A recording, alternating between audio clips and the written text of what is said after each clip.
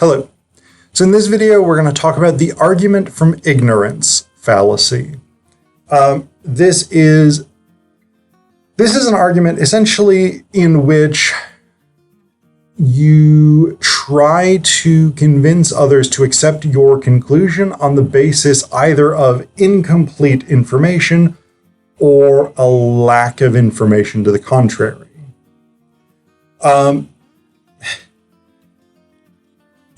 It seems, based on the name of it, like argument from ignorance would be a bad thing. And of course it is. It's a logical fallacy. But people do it quite often, particularly those who are trying to push ideas without much evidence in favor of them. Things like young Earth creationism, the idea, really any creationism in a way. I mean, basically so you take the idea of creationism, right?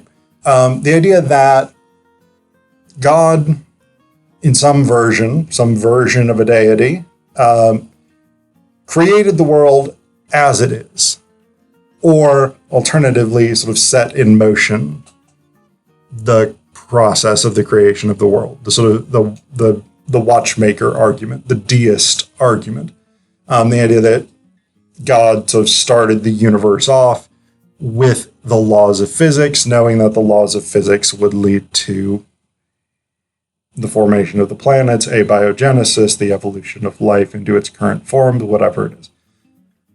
Either way, doesn't matter, because there is no evidence for it.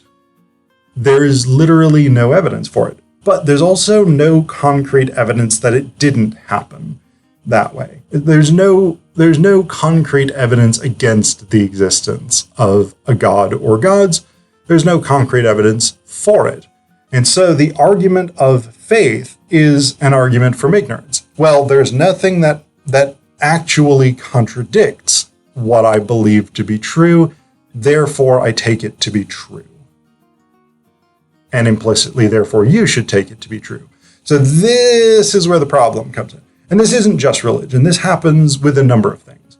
Well, we don't have full information about climate change, exactly how it's going to happen, the rate it's going to happen, what precisely is going to occur, etc., etc. So we shouldn't believe in it. We shouldn't worry about it. It's not a problem.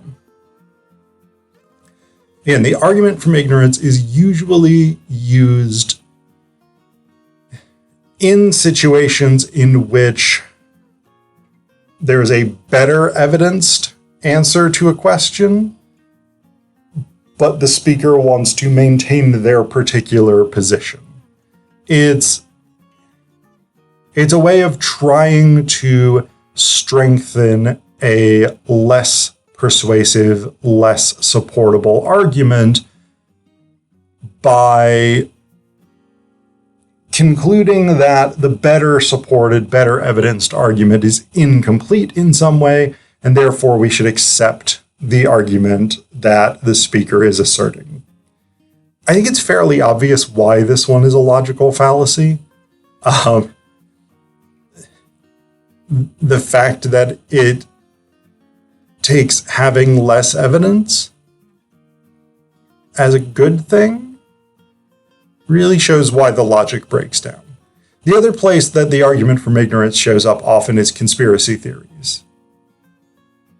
Well, of course, there's no evidence for my insane conspiracy theory. It's been suppressed by the man. And to be clear, I am skeptical of authority. Typically, I think authority often has ulterior motives. But often what's identified in conspiracy theories as